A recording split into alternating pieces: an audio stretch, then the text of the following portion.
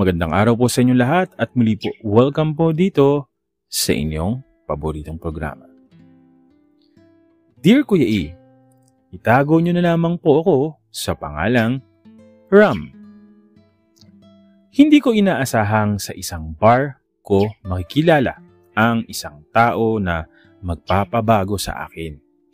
Isang gabi lang yun, isa sa maraming gabing ginugugol ko sa pagkalimot. Naupo ko sa pinakadulong bahagi ng bar, Kuya E. Tinatamasa ang musika at ang malamig na serbesa sa harapan ko.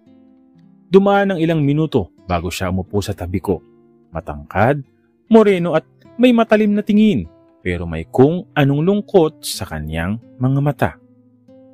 Pwede bang makisabay? Tanong niya habang hawak ang isang baso ng whiskey. Torre whiskey. Tumango lang ako. Wala akong balak makipag-usap pero sa kung anong dahilan gusto kong marinig ang tinig niya. Anong iniinom mo? Tanong niya. Matapos ang ilang minutong katahimikan. Beer. Napangiti siya. Ang ngiting yun na parang may tinatagong sakit. Matibay ka rin pala. Hindi ko alam kung paano nagsimula pero nag-usap kami buong gabi. Ang mga usapan namin ay walang direksyon. Mula sa musika, mga pangarap, mga kabiguan, tawa ng tawa, pero sa pagitan ng mga ngiti ay may bigat akong naramdaman sa kanya. Tawagin mo na lang akong Ellie. Sabi niya. Ram, sagot ko naman. Nagtagal ang gabi. Hindi ko na malayang nakailang baso na kami ng alak at bago pa tuluyang mag-alas 3 ng madaling araw, nasa labas na kami ng bar. Umahagik-gik sa isang joke na hindi ko maalala. Hanggang sa tumahimik siya. Masarap to, sabi niya. Nakatingin sa langit. Ano? Yung ganito, yung may nakakausap. Tinitigan ko siya at sa unang pagkakataon, parang nakita ko ang tunay niyang sarili. Ang isang taong matagal nang nalulungkot. Wala akong sinabing kahit ano, Kuya E. Hinawakan ko lang yung kamay niya at hindi siya naman tumanggi. Nagdaan yung mga araw, linggo, buwan, hindi namin pinag-isipan, Kuya E, kung ano kami. Pero palagi kaming magkasama. Umaga, gabi, sa bawat pagkakataong makakalibre kami mula sa magulong mundo, kami lang dalawa. Sa kanya ko natutunan ng tunay na kahulugan ng pagtawa, ng pag-asa, ng pagmamahal. Pero ang masayang sandali ay may hangganan din pala. Dumating ang isang gabing hindi ko malilimutan. Nasa parehong bar kami kung saan unang nagkakilala. Ngunit ngayong gabi, hindi siya umiinom. Tahimik lang siyang nakatingin sa akin, hawak ang baso ng tubig. Ellie? Nagpakatino siya ng tingin sa akin.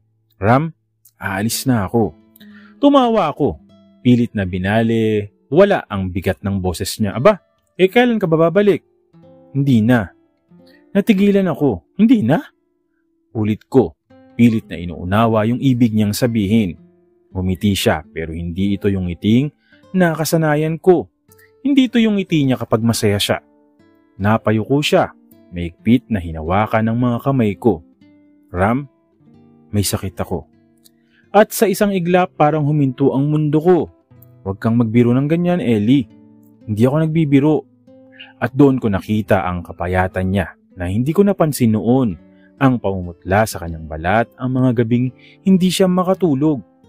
Hindi ko alam kung anong gagawin ko. Pwede nating hanapan ng paraan. Pilit kong sabi. Gagawin ko ang lahat. Umiling siya. Huli na, Ram. At doon ako bumigay. Nag-inom kami ng gabing yun pero hindi para magdiwang, kundi para sa huling pagkakataong magkasama kami. Nang walang sakit, nang walang takot. Sa huling baso ng alak, niyakap ko siya ng mahigpit. At sa umagang sumunod, wala na siya. Please. Sa parehong bar, sa parehong upuan, umiinom ako mag-isa. Isang taon na ang lumipas pero sa bawat baso ng alak, sa bawat tawanan ng ibang tao, hinahanap-hanap ko pa rin siya. Ellie, ang lalaking dumating sa buhay ko isang gabi at nawala rin. At habang unti-unting nauubos ang alak sa baso ko, alam kong hindi ko na siya makikita kailanman. Ako, paano ba? Napakalungkot nito, no, Ram? Condolence. Hindi mo nasabi kung ano yung sakit niya, pero sabi mo nga, huli na, siguro, either cancer or what. Yun, medyo minsan lang talaga may mga dumarating sa buhay natin na nakakasama natin sa mga kasiyahan. Tapos, yun din pala yung magpapalungkot sa buhay natin. Maraming salamat. Sana maging okay ka na, Ram. At muli, thank you po sa mga patuloy po na sumusubaybay po dito po sa inyong paboritong programa. Maraming salamat po sa inyong lahat.